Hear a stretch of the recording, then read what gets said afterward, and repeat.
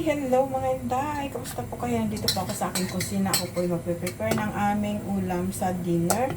Ito po ay yung upo na maliliit.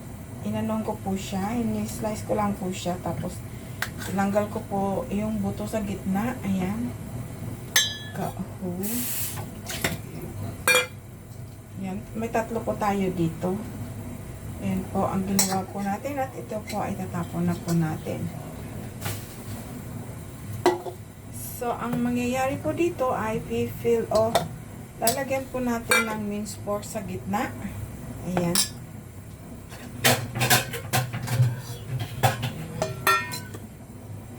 At habang pong naglalagay po tayo dito sa upo na to ng minced pork, lalagay po, ito po yung marinated na po siya. Ako po yung nagpapakulo na po ng tubig. Ayan, para dyan po natin iluto. Iluluto nyo po siya ng 15 to 20 minutes. Steam nyo po siya. Ano po? So, ganito lang po yung gagawin natin. Fill nyo lang po sa loob yung minced pork.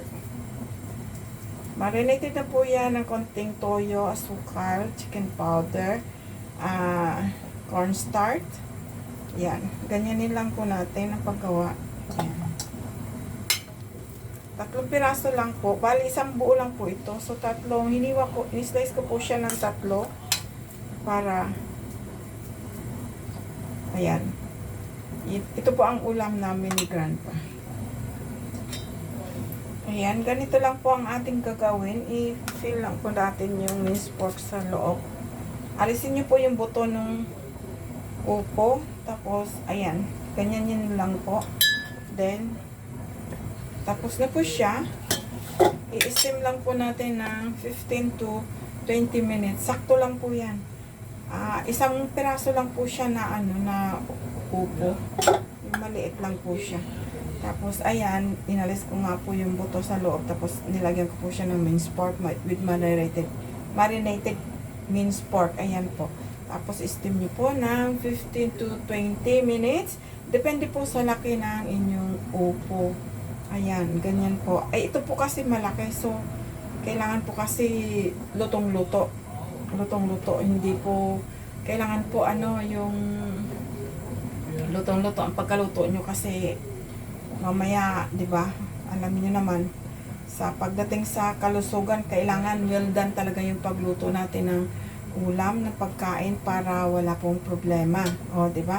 Tapos, may natira po akong minced pork pa. Ito po ay ipa-fry ko po siya sa eggplant.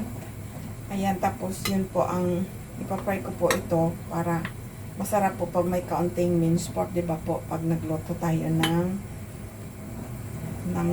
pag nag-fry tayo mag-fry tayo ng talong. Ayan. So, yun mga inday. Hanggang dito lang po ang aking video. Maraming salamat po sa patuloy niyo pong pagsuporta sa aking mga video sa panonood. Please subscribe sa my YouTube channel. Maraming salamat po sa inyong lahat.